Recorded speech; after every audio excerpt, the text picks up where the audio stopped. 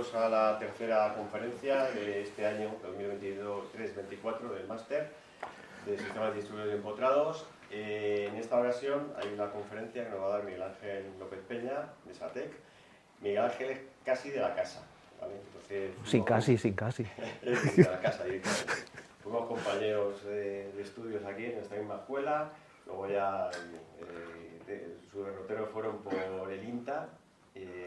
No, por Indra. Indra, y luego ya lleva más de 20 años en SATEC. Es director del Departamento de Investigación e Innovación, entonces eso ha hecho que ha venido un montón de veces a darnos aquí conferencias de los proyectos que tiene, y los proyectos han sido muy variados, han tocado muchísimos palos, pero tienen una cosa en común, que todos han sido muy interesantes.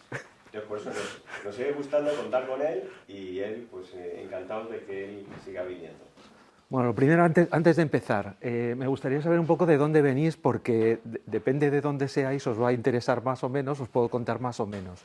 He visto que vais por grupos, ¿no? ¿Grado? ¿Quién viene del grado de grados por aquí, verdad? Y allí tres, no seáis tímidos, podéis venir adelante, ¿eh? Y de máster, la mayoría. ¿Y de qué titulaciones venís? Vamos, en concreto, ¿hay muchos que vengan de titulaciones de Teleco? Poquitos, ¿no? Bueno, eso es bueno porque la charla, aunque veis redes de nueva generación, redes 5G, la charla no es de Teleco, la charla es más bien de lo que yo llamo informática moderna, ¿no? Entonces, lo que voy a contar sí que voy a hablar de una parte de redes, pero voy a hacerlo de una forma muy somera, muy por encima. Es simplemente para que se vea un poquito, digamos, dónde se ubica el proyecto que os voy a contar al final. Bueno, de todos modos, como hago siempre, empiezo por presentar un poco la compañía, por si os animáis a veniros con nosotros. Entonces, como me imagino que no nos conoceréis, o la mayoría no nos conoceréis, pues SATEC es una compañía muy peculiar, es una multinacional, 100% española, independiente. Llevamos más de 35 años en el mercado de las telecomunicaciones. Nos llamamos integrador TIC. Un integrador TIC no es otra cosa que pues una compañía que hace sistemas complejos basados en productos de terceros, pero también en productos propios. Y hacemos todo tipo de cosas, desarrollo de software, desarrollo de redes, hacemos gestión de redes, gestión de proyectos, gestión de aplicaciones, de sistemas, bueno, pues todo lo que venga de la mano de las TIC. Ahora mucho ciberseguridad, mucha inteligencia artificial, etcétera, etcétera. Eso somos. Y bueno, un poco también por contar un poco esta parte multinacional, pues también somos peculiares en eso, aparte de ser españoles, independientes, multinacionales, pues nuestra huella internacional ha ido de forma natural hacia África y hacia Oriente Medio.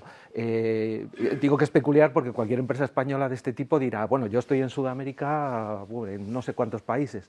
Bueno, pues nosotros no, empezamos trabajando en España, Portugal y Marruecos, y a través de Marruecos, que es una compañía bastante grande y bastante potente, pues se nos han abierto mercados en toda África. Y ahora últimamente, pues en Arabia Saudí, que tenemos proyectos grandes e interesantes, con compañías como Aramco, que algunos sonará, la compañía más grande del mundo, pues ahí estamos intentando abrir también mercado. Y bueno, un poco os contaba las cosas que hacemos de todo. Ahí aparece una especie de slide por capas, ¿no? Pues un poco para que veáis también, ¿no? Las empresas como la mía, pues un poco estamos en todo, no solo en las partes verticales, pues hacemos telecomunicaciones, trabajamos para administración pública, para industria, para banca, para prácticamente todos los sectores, pero lo que hacemos es estructurarnos de forma transversal, diría yo, ¿no? Y por capas. Tenemos una parte de abajo que es la que a mí me interesa, SATEC 4.0, que lo que hacemos es desde innovación, pues poner en valor las tecnologías que van apareciendo. Ahora mismo, por ejemplo, pues habréis oído hablar todos de los habilitadores digitales de la industria 4.0, que no deja de ser las nuevas tecnologías, machine learning, realidad virtual y aumentada, los nuevos sistemas de monitorización, bueno, pues todo lo que es nuevo, pues ahí intentamos sacarlo adelante. Y a partir de ahí, pues hacemos un poco de todo, servicios, consultoría, bueno, pues cubrir todas las capas hacia arriba. Bueno, no me enrollo más con esto. Ahí os decía, esta es la slide, un poco donde se ve por capas. Insisto, lo que a mí me interesa es la parte de abajo, ¿no? Donde estamos en estas cosas de IoT, Big Data, analítica, etc. y tiene mucho que ver con el proyecto que os contaré al final. Y ya por último, en esta introducción de la compañía, bueno, pues os dejo ahí el correo electrónico porque llevamos mucho tiempo con un programa de becas que yo creo que resultan muy interesantes. Las de I+D, que son las que yo llevo, siempre decimos que lo que ofrecemos es un trabajo concreto en un proyecto de I+D para hacer vuestros trabajos fin de grado o fin de máster. Y eso es lo que pretendemos. Bueno, pues si alguno está interesado, pues podéis coger el correo y enviarme vuestros currículums. Siempre digo que si lo acompañáis con vuestros informes, digamos, de notas y eso, pues nos da también un poquito de información para saber qué os gusta, qué hacéis y por dónde os movéis en toda la escuela. Bueno, paso ya al motivo de la charla. Voy a hablar de redes de nueva generación. Cuando hablamos de redes de nueva generación, podemos irnos directamente a lo que dice ITU, que bueno, aparece ahí el chorizo, ¿no? Una red de próxima generación, o NGN, es una red basada en paquetes, proporciona servicios de telecomunicaciones, hace uso múltiple o de múltiples tecnologías de banda ancha que ya están, bueno, que ya están consolidadas, pero que se sigue desarrollando a lo largo de los años, que le dan calidad de servicio y que, bueno, pues son redes que al final, ¿no?, en estos puntos de abajo, pues de lo que se trata es que son nuevas redes que ofrecen primero la posibilidad de dar servicios privados a diferentes empresas, esto que llaman, luego lo veremos, el slicing de las redes, es decir, una misma red te permite crear múltiples redes privadas o públicas. Y otra parte, bueno, pues que soporta bueno, pues estos servicios inalámbricos, las redes de próxima generación, básicamente el potencial es todo inalámbrico, ¿no? La parte potente es la parte de acceso a la red, ¿no? La parte de radio, el RAN que llaman. Bueno, la cuestión no es tanto eso, ¿no? La definición, pues bueno, hay toda una definición, pues vale, pero ¿qué es lo que aporta las redes de próxima generación? Y ya voy a empezar a hablar de 5G, 6G. Ahí es donde empiezan las redes de próxima generación. ¿Y por qué digo esto? Porque suponen un cambio de paradigma. Es decir, la arquitectura de la red cambia por completo. Ya no son las redes 4G, 3G, donde tenías, digamos, un core mucho más centralizado y mucho más, bueno, mucho más físico, diría yo. Aquí se trata de que ya todo es inalámbrico, lógicamente de cara a los dispositivos, y bueno, lo que intenta es consolidar todo el potencial de la capa 4 ISO, ¿no? Todo el potencial de la capa de transporte, ¿no? Y hacer que toda la gestión de paquetes, ya que es una red de paquetes, pues lo que intenta sacar es el máximo partido a la capa 4. Que haya una buena gestión del tráfico, desde envíos, recepciones, gestión de sesiones, pues toda esa parte, ¿no? Ahí es donde está la potencia. Y eso, digamos que, como digo, implica un cambio de la arquitectura, un cambio total. Y ese cambio llega hasta tal punto, que lo veremos también un poquito más adelante, que prácticamente en estas redes todo es software, no todo, salvo la parte de radio, pero mayoritariamente. Casi todo está hecho por software, son redes definidas por software, todas las funciones de red virtualizadas, etc. Es decir, aquí ya entramos en la informática, ¿no? Por eso os decía, no es tanto una charla de redes, sino más bien de informática. Las redes de próxima generación, yo creo que el 90%, bueno, no diré tanto, pero un buen porcentaje de software, y salvo la parte de radio, que eso sí que es muy físico, pues todo va por ahí. Bueno, un poquito de historia, pues seguro que, vamos, lo tenéis al día, pero básicamente las redes, digamos, inalámbricas, ¿no? Las redes de operadora modernas, pues nacen en los 80, ¿no? Con la primera generación. Cada 10 años más o menos se han ido renovando, ¿no? En los 90 ya teníamos la segunda generación, en los 2000 ya teníamos 3G, en el 2010 ya teníamos 4G y en el 2020 se empieza a hablar de 5G. No voy a, y lo veréis también después, no voy a hablar de 5G en general, voy a hablar de las dos 5Gs que hay. La 5G que tenemos hasta ahora, que todavía tenemos hasta ahora, y la red 5G standalone, que es la de verdad. Y que hasta ahora yo no he visto todavía en el mercado que haya una red 5G standalone 100%. Y cuando digo standalone o no standalone, lo que quiero decir es que las redes 5G que hemos conocido hasta ahora están basadas en una buena parte en servicios y en equipos de la red 4G antigua. Bueno, pues esto es así. Luego nos contarán en los anuncios de televisión muchas cosas, pero os puedo asegurar que, vamos, que hasta hace 2 días no hay una red 5G 100% en producción. Bueno, voy un poco ya al final, ¿no? ¿Qué se pretende con la 5G? La 5G es un salto, ¿no? Por eso se llaman ya redes de nueva generación. Lo que pretenden las redes 5G es dar un salto en la calidad de servicio, al fin y al cabo.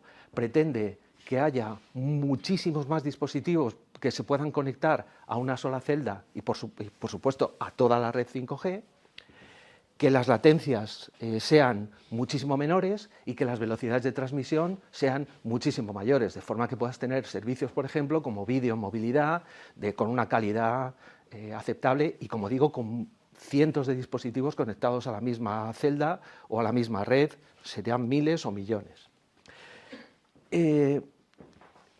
Bueno, en cuanto a características, ¿no? Hay algunas cosas que sí son interesantes, ¿no? Al hablar de las características de la red 5G. La primera es el tema de las frecuencias. Aquí ya me voy a la parte de radio, esa parte sí que es más física, ¿no? En las redes antiguas se utilizaban unos rangos de frecuencia bueno, muy definidos, ¿no? 5G pretende extender mucho ese rango de frecuencias y poder utilizar distintos rangos para distintas cosas. No sé si lo tengo por aquí apuntado, pues por ejemplo, en 4G y anteriores no se utilizaban las bandas de frecuencia más altas, lo que llamamos las ondas milimétricas, que dan una velocidad brutal con poco alcance. Bueno, pues ahora en 5G y 6G se utilizarán esas bandas. ¿Cuál es el problema? Pues que esto cuesta mucho dinero y por eso vuelvo a insistir, ¿por qué no hay redes desplegadas? Pues por cosas como esta. Una operadora le cuesta mucho trabajo decir, bueno, voy a pagar un rango de frecuencias si todavía no tengo clientes como para que pueda retornar la inversión que me produce esto. Y no solo la compra de frecuencias, sino el equipamiento que es capaz de gestionar esas bandas de frecuencias. Bueno, pues como digo, en general pretenden utilizar un ancho de banda, no, un espectro de frecuencias mucho más amplio, y eso va, digamos, a dar muchas posibilidades a sacar partido a lo que llaman múltiples entradas, múltiples salidas. En 5G y 6G ya las antenas, digamos, que permiten hacer esto que llamamos el slicing, es decir, permiten abrir canales independientes y a partir de esa red de acceso a radio crear redes totalmente independientes dentro de una misma cobertura común. Y eso también a mí me parece que es una de las cosas más características que hay que contar. Bueno, pongo ahí algunos datos. Las velocidades previstas de 10 gigabits, bueno, son como 10 veces más rápidas que las que había en 4G. Y la latencia, bueno, pues se supone que va a ser mucho más pequeña. Esto va avanzando poquito a poquito y de hecho yo creo que hay estos días, ¿no? No sé si es Vodafone o está anunciando un tipo de red 5G óptima o 5G... Bueno, pues no deja de ser pasitos que van dando hasta que lleguen de verdad a las redes standalone. Bueno, no me quiero enrollar mucho más con esto. Básicamente, en 3 palabras casi, ¿no? Los elementos principales. El core de la red, que como digo, es un core que tiene muchísima virtualización. Las redes internamente son redes definidas por software y las funciones de red virtualizadas, vamos, al máximo. Luego está, como decía, la parte de acceso a radio, que bueno, también es muy importante, como digo, ahí es donde sacan las características para poder conectar cientos, miles, millones de dispositivos a la vez y que aquello funcione de una manera óptima. Y luego está una parte muy importante que son los equipos de usuario, que lo he puesto porque es especialmente importante. Una de las cosas que nos están pasando es que cuando se hacen pilotos de redes 5G standalone, resulta que luego te coges dispositivos que se supone que son compatibles y no lo son. Hay muy poquitos dispositivos que sean compatibles con 5G standalone. Y eso necesita esos teléfonos tener un chipset especial, específico para que funcionen. Pues bueno, en esas estamos. Bueno, sobre los componentes no voy a entrar mucho. Como os decía, lo importante de esto es que, claro, el core de la red tiene cientos, miles de funciones internamente que hacen diferentes tipos de cosas. Lo importante de esto es que todas las funciones de red están virtualizadas y eso nos permite, a los que nos dedicamos a hacer desarrollos, poder hacer desarrollos que directamente podemos virtualizar y ponerlos como parte del core de la red. Entre otros, el que os voy a contar al final, que es un sistema de observación de la red. Bueno, pues todo ese proyecto que os voy a contar, al final nuestro objetivo es que vaya virtualizado y que vaya virtualizado con las expectativas o con las especificaciones de la virtualización de funciones de red.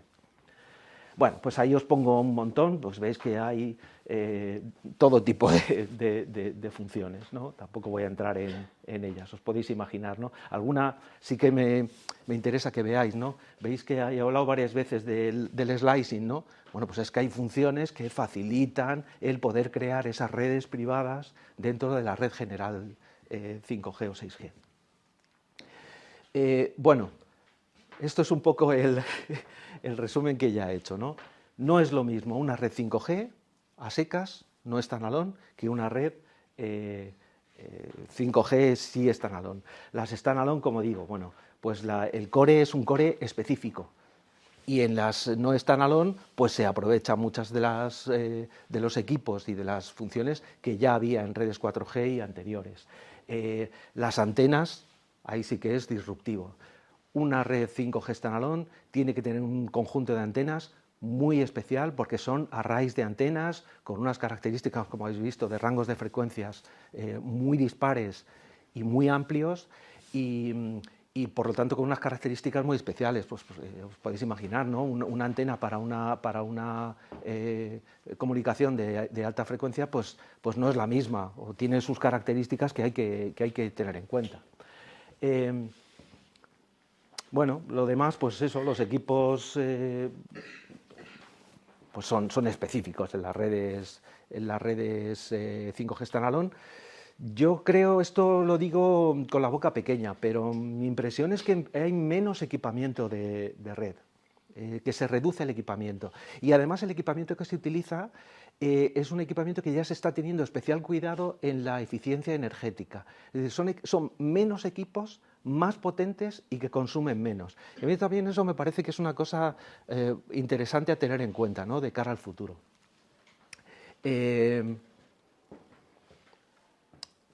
Bueno, también digo ahí que tanto datos como voz, bueno, eso también es otra característica. Ya todo es IP. Voz y datos ya no se discrimina, es decir, todo va a través de comunicaciones por paquetes, ¿no? No hay ya la voz ya se acabó, no entra la voz, quiero decir, la voz tal como la conocíamos, ¿no?, con las redes anteriores, eso ya no existe, ya todo va por IP. Bueno, las redes 6G. Esto yo creo que ya es un poco de ciencia ficción. Es decir, no tenemos todavía desplegadas las redes 5G y ya estamos hablando de las redes 6G. Bueno, en realidad las redes 6G no son otra cosa que una evolución más bien tecnológica de bajo nivel para conseguir mejorar las prestaciones. Es decir, no cambian grandes cosas a nivel de arquitectura, lo que cambia es esa parte física que gestiona mejor y más eficientemente las comunicaciones para conseguir latencias aún más bajas que en 5G y velocidades de transmisión muchísimo más altas. ¿Se conseguirá? Bueno, pues no lo sé. Esto se supone, en las compañías asiáticas parece que están avanzando mucho y parece que las perspectivas son buenas. El 3GPP, que es el organismo que está intentando estandarizar o por lo menos poner unos condiciones comunes de desarrollo, también parece que van por ahí, ¿no? Que dicen que sí que se puede conseguir y van estandarizando, pero digamos que para mí lo más interesante es el uso de inteligencia artificial para hacer el propio control de las redes 6G. Y eso, digamos que a ver si se consigue, porque es complicado. O sea, se pretende utilizar inteligencia artificial, por ejemplo, para hacer el slicing dinámico o calidad de servicio dinámica, es decir, que la red esté funcionando y que según sean las condiciones del entorno y las necesidades, el sistema automáticamente pueda decir, bueno, pues si aquí en esta red no necesito este ancho de banda y lo puedo bajar, pues lo bajo. Y los usuarios ni se enteran. Y si es al contrario, pues lo mismo, quito de un lado, pongo de otro, pues todo esto, más muchísimos tipos de funciones, se quieren hacer solo con sistemas de inteligencia artificial. Bueno, ¿se hará? Pues veremos. Nosotros estamos intentando hacer alguna cosilla, ¿no? Ya poniéndonos al día. Vale, ya voy entrando más en el proyecto, ¿no? El proyecto que estamos haciendo, como decía antes, no es un proyecto de telecomunicaciones, es un proyecto de monitorización. Y entonces me gustaría hacer también una introducción sobre estos temas de la monitorización modernizada, como me gusta decir, ¿no? Bueno, pues como os decía al principio, la monitorización de estas redes también requiere un cambio de paradigma. Antes montábamos un sistema directamente que se enganchaba a un equipo y cogía los logs, y bueno, y si tenías suerte, pues el fabricante te dejaba, pues cogías a lo mejor algunos indicadores de los propios equipos y hacías tus cosillas. Esto ya no es tan fácil, porque como os decía antes, las redes 5G, 6G se utilizan redes definidas por software, y eso, digamos, que tiene una capa que te no sé si decir te modifica, pero al menos tienes una capa intermedia en la que ya no te cuesta muchísimo más llegar a los equipos. Tienes que tener en cuenta qué está pasando en esa definición virtual de la red. Y eso es un problema bastante complicado para los que desarrollamos. Supongo que para los fabricantes, pues como lo tienen a mano, no, pero para nosotros es un problema.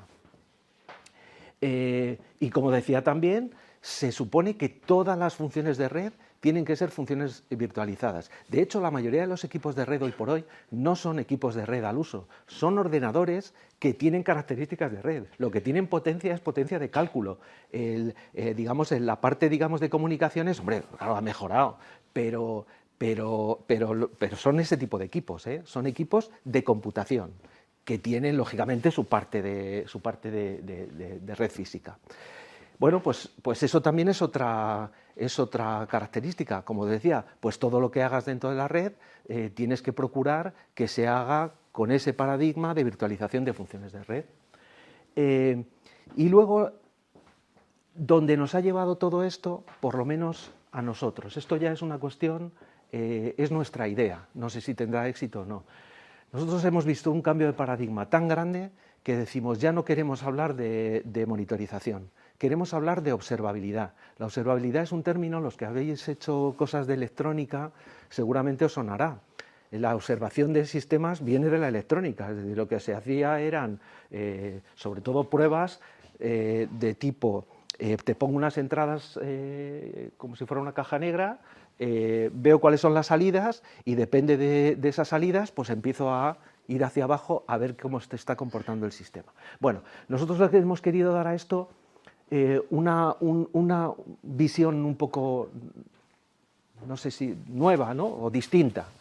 Entonces lo que queremos hacer es llevar este tipo de observación a las redes 5G. A las redes 5G y para mí a cualquier sistema de información. Esto valdría para todo. ¿Por qué es diferente la observación o la observabilidad de la monitorización? Bueno, pues la monitorización, esto todos lo sabéis, la monitorización tal como la conocemos, pues sí, monitoriza un sistema, detecta sus fallos, recolecta e incluso calcula KPIs, es decir, da información un poco calculada, pero normalmente se monitoriza solo un plano. No, cada sistema de monitorización monitoriza una determinada cosa. ¿Qué es la observabilidad? Bueno, pues es un término, como digo, un poco más avanzado. Nosotros lo que pretendemos es que la observabilidad sea un tipo de sistema que no solo monitoriza, sino que es que define cómo hay que monitorizar. Es decir, dependiendo del ámbito en el que estás tratando, el sistema de observación tiene que decir cómo hacer la monitorización y dónde. Además, no solo notificará que falla el sistema, sino que dirá por qué falla. Y ahí es donde viene también el uso de inteligencia artificial. Lo que pretendemos es tener modelos de observación que sean capaces no solo de detectar los fallos, sino de predecirlos con el mayor tiempo posible para poder mitigarlos. Y bueno, como decía también, no solo evalúa un plano, o sea, evalúa el entorno. Nosotros hablamos de un sistema de observación de redes 5G, no de una parte o de una capa. Pues queremos tener sistemas, que observen el sistema, que vean cómo se está comportando y sobre todo que esté prediciendo y detectando fallos que pueda haber. Y por lo tanto, bueno, pues produce una información o deberá producir una información mucho más completa. Bueno, los usos de la IA yo creo que son muchísimos. He puesto algunos ejemplos, ¿no?, en cada uno de los planos de red. En el tema de radio, pues como os decía, se están haciendo cosas o intentando hacer cosas como la detección automática de calidad de servicio y la asignación adaptativa de recursos, lo que os contaba, ¿no? Pues si un canal necesita menos potencia, pues se le quita y se le da otro canal o bueno, cosas de ese tipo, ¿no? La división, ¿no?, el hacer el slicing también de forma automática, que no haya que poner allí un señor cada vez que un cliente quiera montar una red privada dentro de una operadora pública, por ejemplo, bueno, pública quiero decir, una operadora general, pues que no tenga que tener un señor una semana trabajando, que le pongas las características al sistema y diga, vale, pues ya hago yo el slicing y te monto la red y te la pongo a funcionar. En el core es parecido, lo del slicing y el uso de inteligencia artificial en el slicing es en todas las capas. Y bueno, pues luego lo que estaba diciendo antes, ¿no?, hacer funciones que sean escalables, montar todo en forma de arquitecturas de microservicios, con contenedores, etcétera, etcétera, ¿no? Va todo por ahí, ¿no? Por eso insisto en que aquí el mensaje es para la gente, digamos, que está interesada en la programación, cual sea vuestras especialidades. Hoy por hoy, quien no sepa programar tiene difícil el trabajo, yo creo que en cualquier ámbito de teleco o de informática. Y bueno, pues bueno, como veis, ¿no?, esto es todo hoy por hoy. En gran medida, muchísima programación, muchísima. Bueno, luego una cosa más que quería contaros también, las arquitecturas de supervisión, en general, de monitorización, de supervisión, de observación, lleva sí o sí implícito el tener plataformas de datos. Y claro, imaginaros una red, pues qué sé, la red de Telefónica, imaginaros cuántos millones, trillones de datos pasarán cada momento por la red y que hay que monitorizarlos. Bueno, pues eso requiere que haya sistemas de Big Data muy potentes. Pero en cuanto a la estructura de esas plataformas de datos, pues también ha habido ahí mucha evolución. Esto no está dentro de las redes 5G, sino más bien en el tema general de la analítica de datos, ¿no? Bueno, pues todos, me imagino que muchos de vosotros habréis oído hablar de los data warehouse, ¿no?, de hace mucho tiempo. Bueno, eso ya quedó atrás.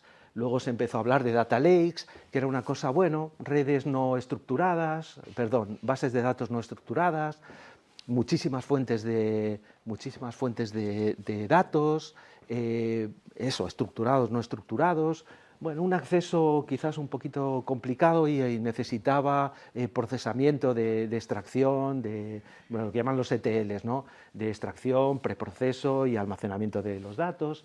Bueno, eso también ya va quedando atrás y vamos hacia los data lakehouse, que es un poco, pues eso, es un poco el avance, ¿no? Un avance más. Pero también que digamos da una arquitectura en forma de capas y tiene más estructurada la arquitectura de la plataforma de datos, etcétera.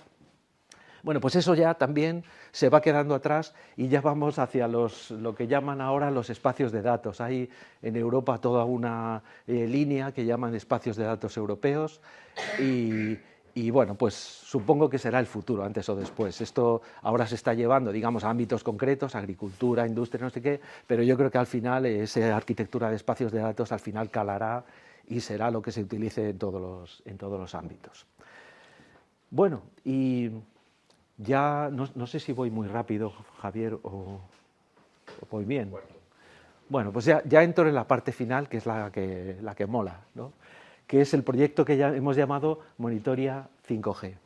Monitoria por la monitorización, que ya no es monitorización, que es observabilidad, y A porque utilizamos inteligencia artificial, y 5G porque está orientada a redes de próxima generación, que si tenemos suerte esperamos poder probarlo en redes 5G standalone, si es que hay algún operador que se decide a dejarnos algún piloto que funcione.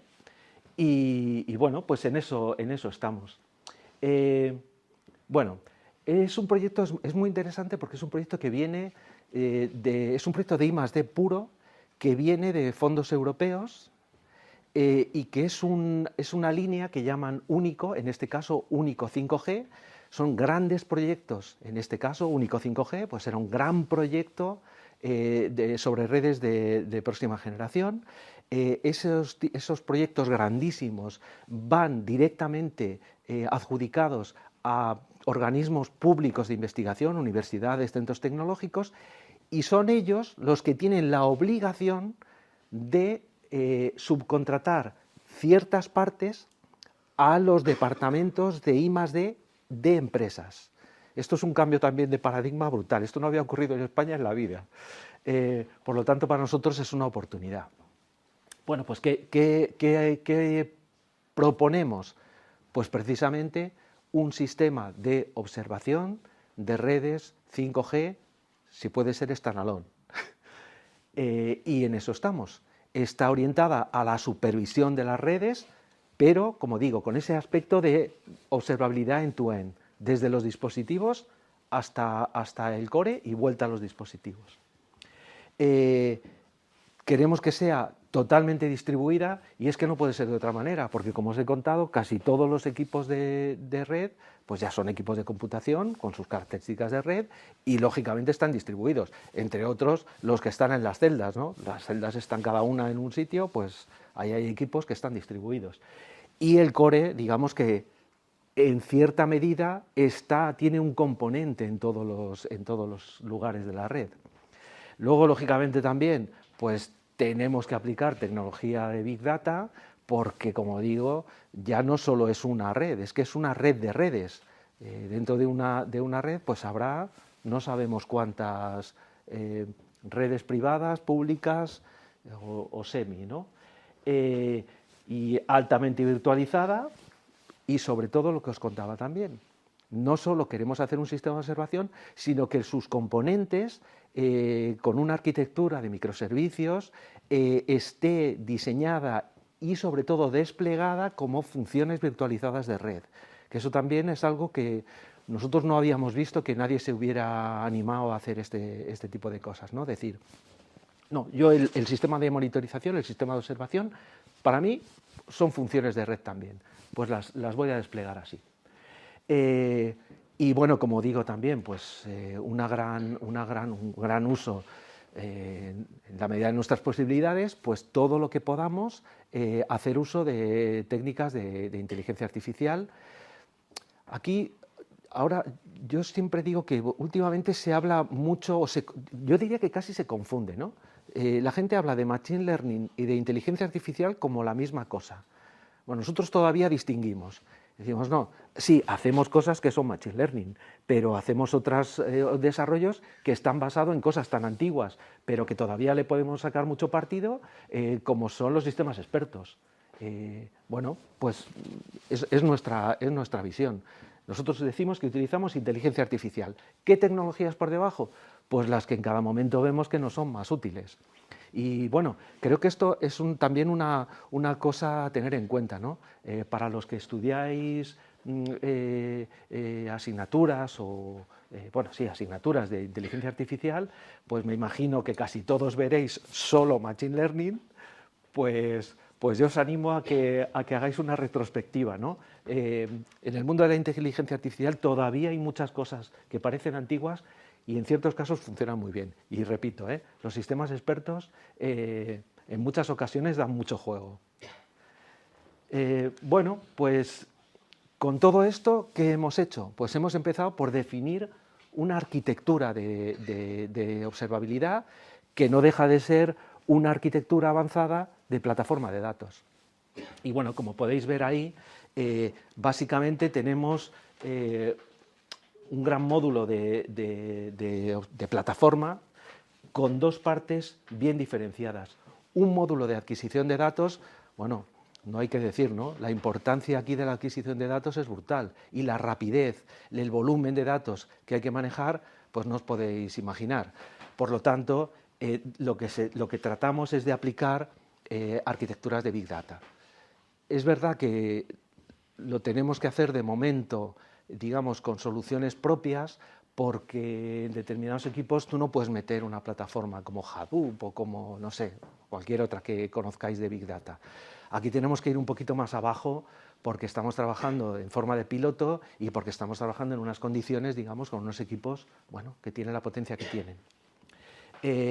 Aún así, ¿dónde estamos innovando aquí? Bueno, pues estamos intentando llevar al mundo de las redes OpenTelemetry. OpenTelemetry es el estándar de facto que se utilizaba o que se ha estado utilizando para recoger métricas de dispositivos, básicamente dispositivos electrónicos, de osciloscopios, analizadores de red y demás. Bueno, pues nosotros hemos pensado que da juego OpenTelemetry como para utilizarlo un poquito más arriba y decir, bueno, yo puedo coger cualquier tipo de señal que me ofrezca un sistema y puede ser un log, puede ser un fichero de log, puede ser eventos, puede ser eventos, eventos de red, ¿no? SNMP o puede ser lo que sea, o una señal concreta y además de múltiples fuentes y con múltiples protocolos. Y por eso hemos dicho, bueno, vamos a hacer conectores específicos, conectores OpenTelemetry que manejen MQTT, XML, logs, SNMP o cualquier otra fuente de datos. Y esos los vamos construyendo poquito a poquito. A partir de ahí, ¿qué hace este módulo de adquisición? Pues lógicamente tiene un sistema todo lo potente que podemos de distribución de los datos. Utilizamos mucho, y que también os sonará a muchos de vosotros, Kafka, ¿no? Que yo creo que hoy por hoy es, yo diría también el estándar de facto, ¿no? en integración de sistemas, ¿no? Pues lo utilizamos y luego le ponemos por detrás bueno, una especie, lo que llamamos un motor de streaming, ¿no? Hacemos una distribución de los datos para que aquello vaya más ligero. Distribuimos diferentes tipos de canales en diferentes brokers, bueno, que utilizamos dos capas de Kafka o de Kafka y algún otro sistema que estamos probando y que decidiremos luego cuál será. Y el otro módulo importante y distinto también es la parte de repositorio de datos. No sé si tiene, bueno, no se va a ver, ¿no? La parte de repositorio de herramientas y de análisis, que esto es otra cosa que decía, es diferente. Hasta ahora todo el mundo habla de repositorios de datos, nosotros hablamos de repositorios de información. Y eso quiere decir que nosotros almacenamos no solo los datos que nos llegan de la red, almacenamos datasets, es decir, conjuntos de esos datos que consideramos que son interesantes, somos capaces de desagrupar, o sea, desligarlos del todo, ponerlos en un entorno común y decir, estos datos en este tiempo y en estas circunstancias son un dataset que me va a servir luego para hacer pruebas, como por ejemplo un caso de uso para analizar pues, caídas en no sé qué canal de radio de la red, ¿no? Y eso es un sistema al final de Machine Learning que utiliza ese dataset para ser entrenado, hiperparametrizado y puesto en producción. Pero no solo eso, es que los propios modelos de Machine Learning que utilizamos también quedan guardados en la plataforma, las herramientas de visualización, las herramientas de modelado, cualquier tipo de herramienta que nos haga falta para la observabilidad, queremos que queden almacenadas ahí. También no lo he contado, bueno, pero las librerías, lógicamente, muchos trabajaréis con Python y con un montón de librerías de Machine Learning y demás, bueno, pues también guardamos las librerías y las herramientas que sea necesario. Todo queda ahí. Bueno, esto es un poco la plataforma, pero además hemos querido ir más allá. Todo esto lo cuento como si estuviera hecho, nos quedan 3 años de trabajo para tenerlo. Esto está en proceso. Pero queremos ir más allá. Queremos hacer un sistema ¿cómo diría? Bueno, aquí lo llamamos de detección de eventos, ¿no? Pero se trata de hacer un sistema básicamente de casos de uso de observabilidad. Lo que queremos es tener un sistema en el que seamos capaces de desarrollar una aplicación concreta, pues para observar y detectar fallos de tal tipo en esta parte de la red. Y que eso, digamos, lo podamos desplegar como funciones de red donde, cuando y como queramos de forma rápida y casi automática. Y ahí hay temas de DevOps, que habéis oído también mucho hablar, ¿no? Los sistemas de CI/CD, de integración continua, entrega continua, porque es software que está variando constantemente y hay que entregarlo muchas veces haciendo mejoras. Y sobre todo lo que os digo, ¿no? que podamos ser capaces de forma ágil de desplegar como funciones de red un caso concreto, un caso de observabilidad, un caso de monitorización, un caso X. Y todavía queremos ir más allá. Como hay mucho uso de inteligencia artificial, queremos montar lo que llamamos el simulador de escenarios.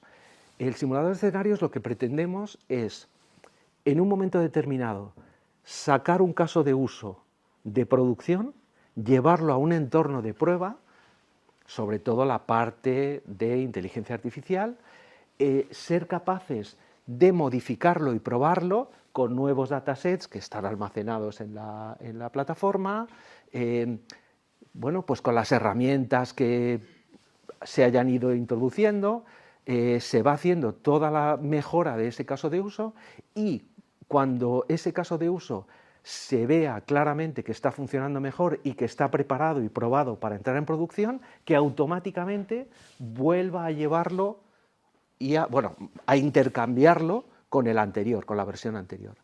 Y bueno, pues eso también tiene su complejidad y bueno, veremos, a ese puerto todavía no hemos llegado, pero queremos llegar. Y bueno, yo lo he contado ya un poco todo, ¿no? Las siguientes transparencias es un poco ya ir entrando en cada uno de los módulos que ya os he contado. Bueno, pues que la parte de adquisición de datos tiene los conectores OpenTelemetry, que tiene esa parte de extracción, preproceso y almacenamiento de los datos, que hay bases de datos múltiples.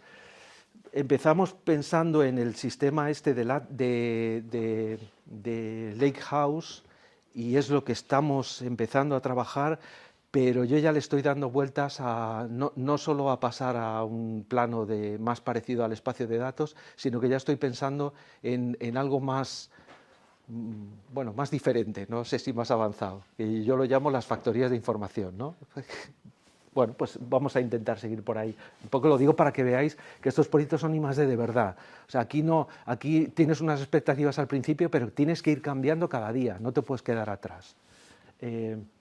Bueno, pues esto es un poco lo que decía de la detección temprana de eventos. No es ni más ni menos que un sistema de casos de uso. Es decir, al final ahí lo que haremos será montar unos pipelines que nos permitan, junto con alguna herramienta de gestión de contenedores, de poder montar una aplicación, como digo, con una estructura basada en microservicios y en contenedores, que además eso lo podamos poner como funciones virtualizadas de red y que tengamos un sistema que automáticamente lo despliegue donde sea necesario.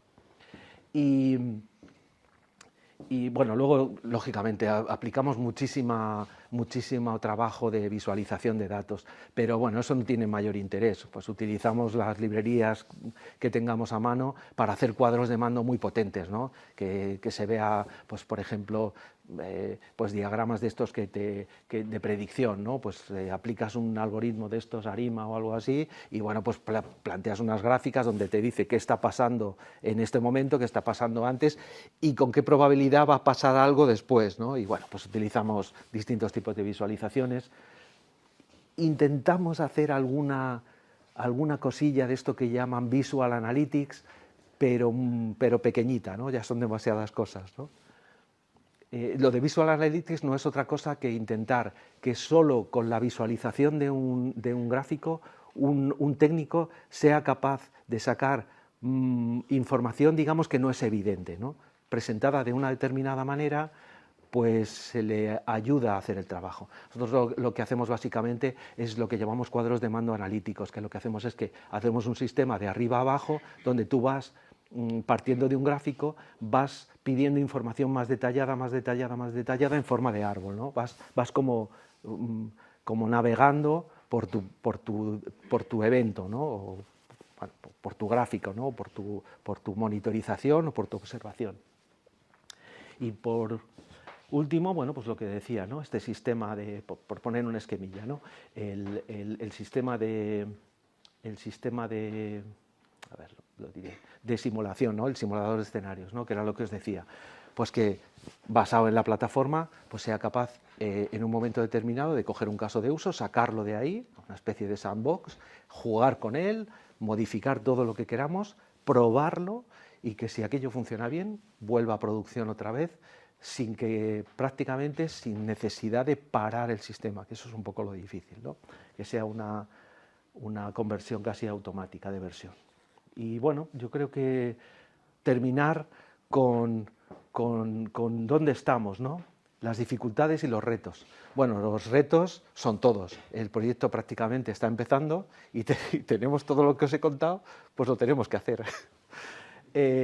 Pero hay más allá. Os decía, pues ¿cuál es el problema? Lo he ido contando una y otra vez. El problema es que no existen en España redes 5G standalone, y mucho menos 6G, por lo menos que sean accesibles. Lógicamente las operadoras tienen sus pilotos, pero no nos dejan entrar. Eso lógicamente es su core y no es fácil. Y tampoco hay mucha información, ¿no? Pues los que trabajéis con inteligencia artificial, pues habréis oído muchas veces hablar del problema actual, ¿no? De la generación automática de datasets. Bueno, pues aquí tampoco hemos encontrado que haya muchos datos.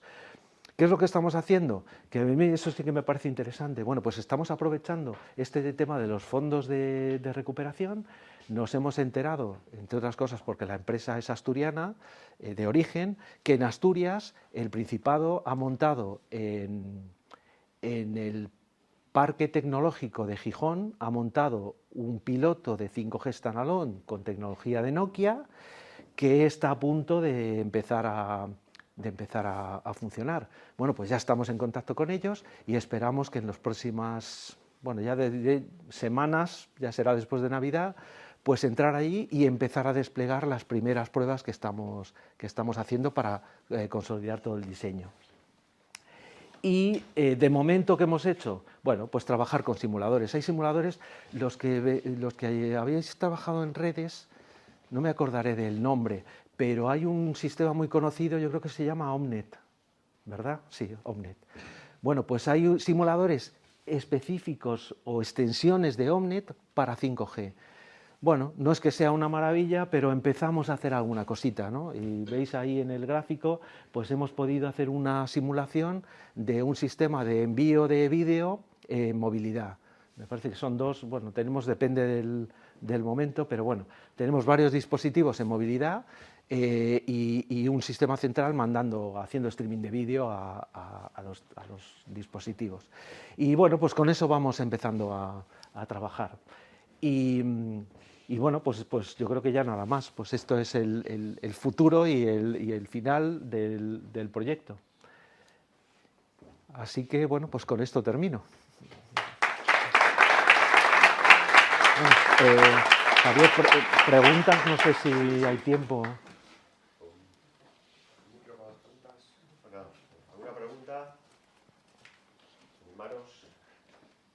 O sea, ha dicho usted que para las redes del futuro, como puede ser la 6G, también existen ciertas limitaciones a la hora de hablar del hardware, ¿no? Sí, sí. De hecho, no sé si sí que las hay. De hecho, esa es la punta de lanza ahora en los fabricantes de equipos de red. Lo que están intentando hacer es, básicamente, es mejorar los equipos de 5G para conseguir el objetivo de bajar aún más la latencia y subir mucho más la velocidad de transmisión. Ahí es donde están. ¿Y hay limitaciones?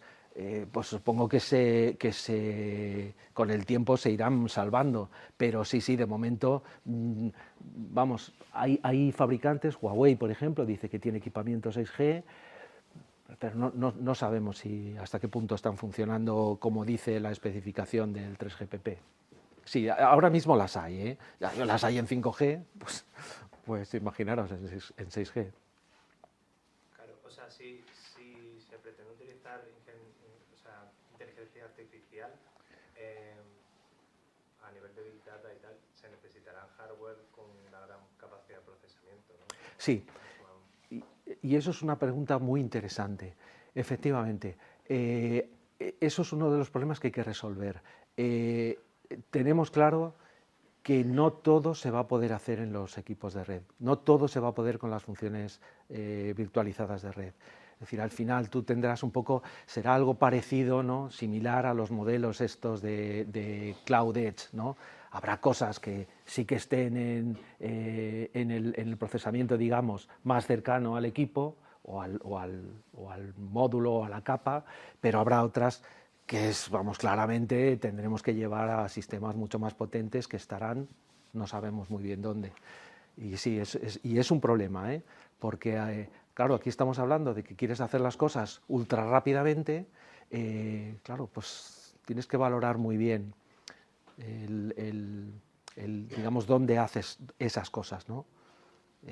También es verdad que lo que se está haciendo ahora en inteligencia artificial, de momento, pues es intentar simplificar, es decir, se intentan dar soluciones buenas, pero lo más sencillas posibles, porque daros cuenta que al final la parte de los modelos de Machine Learning y su parametrización y su entrenamiento, eso te da igual, eso lo haces fuera. Pero es que luego conseguir que ese modelo esté funcionando en tiempo real, cogiendo no sé cuántos miles de datos por segundo y aplicando ese modelo y tomando una de las decisiones, bueno, eso tiene su miga.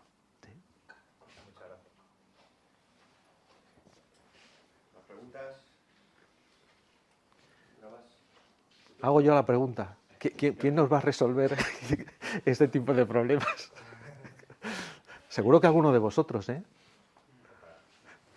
Una curiosidad que es casi genérica, no solo de este sistema. Vosotros aquí, cuando dices de detección temprana de eventos y detección temprana de fallos, pero esa detección temprana se basa en fallos que se han producido antes o en comportamientos que se alejan del comportamiento normal. Sí, de momento estamos aplicando técnicas tradicionales de Machine Learning, por lo tanto sí, conseguimos, digamos, o intentamos trabajar, o vamos a intentar trabajar con datasets muy controlados, donde sabemos qué pasa, y esos son los que utilizaremos para hacer el entrenamiento. Tenemos una dificultad añadida. Nosotros queremos trabajar con sistemas de inteligencia artificial explicable. Esto parece una obviedad, ¿no? Pero decir, hombre, yo quiero que el sistema prediga un fallo, ¿no? Haga una predicción de un fallo. Oye, pues probablemente la latencia te va a bajar en los próximos minutos al 50% simplemente por la tendencia. Bueno, eso está muy bien, pero un operador o un cliente quiere saber por qué. Si aplicamos un algoritmo, por ejemplo, tan famosos ahora, las redes neuronales, no digamos ya si son redes profundas, no hay un Dios que la explique. En cuanto tienes una red neuronal con un par de capas y unas cuantas neuronas, no eres capaz de saber por qué el sistema toma las decisiones. Entonces, ¿qué es lo que nos ocurre? Que tenemos que ir hacia atrás y utilizar algoritmos mucho más sencillos. Utilizamos muchísimos árboles de decisión de distintos tipos y, bueno, pues aplicamos ahí cosas. Pero sí, Javier, es así. O sea, utilizamos fallos, sí, utilizamos comportamientos que ya conocemos para predecir los siguientes. Como trabajo futuro, ¿vislumbráis la posibilidad de ver comportamientos sospechosos o que a lo mejor puedan derivar en un fallo que todavía no se ha producido? Sí, eso será la siguiente parte, efectivamente, pero ahí hay que aplicar ya algoritmos mucho más complejos, hacer automatic learning y no sé cuántas cosas más, para que llegue un momento que los sistemas no sean supervisados. Es decir, al final lo que pretendemos, claro, en el futuro es aplicar algoritmos no supervisados, que el sistema evolucione de forma automática y sea capaz de detectar fallos, bueno, más o menos desconocidos. Bueno, en todo caso, fíjate que lo he contado, nosotros eso lo hemos solventado a mano, es decir, ese es el simulador de escenarios. Lo que vamos a hacer es, bueno, ser capaces de ir evolucionando a mano, es decir, oye, tengo un caso de uso que hace esto, no está funcionando muy bien, porque esto es así, los sistemas de inteligencia artificial, tal como los conocemos ahora, en cuanto te cambian las condiciones del sistema, están muertos. Y en las redes cambian los sistemas, vamos, cada 2 por 3. Bueno, pues lo hacemos a mano, lo queremos hacer a mano y en el futuro, pues, si somos capaces y aprendemos, pues utilizaremos ese tipo de sistemas no supervisados.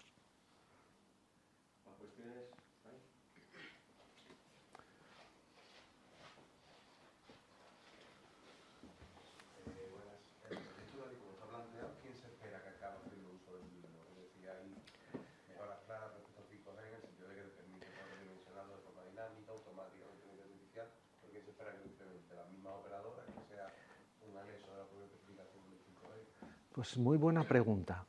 Si te contesto solo en el ámbito del proyecto, te diría, no, nosotros lo que queremos es hacer esta parte de investigación industrial para dárselo a la Universidad Carlos III, que son los que nos piden el proyecto, y ya está.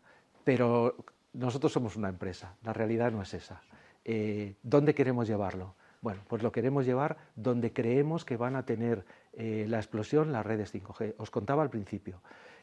Hoy por hoy las operadoras están de uñas porque dicen que no pueden asumir el coste que tiene desplegar así porque sí redes de próxima generación, porque no tienen clientes que metan contenido a esas redes, que metan contenido que tenga sentido.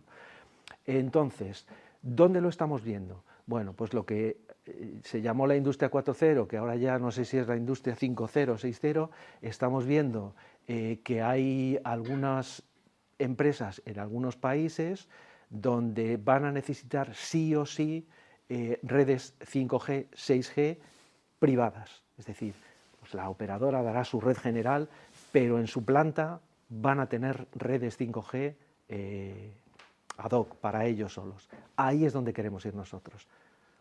De hecho, vamos, no sé, en estos días pues estamos trabajando con lo que va a ser también en construcción, el astillero más grande del mundo en Arabia Saudí. Bueno, pues ahí ya se lo estamos contando. Pues, oye, ahí vas a necesitar una red, pues nosotros queremos contártelo y queremos empezar a trabajar en estos sistemas que te estén diciendo cuál es la calidad real de tu red.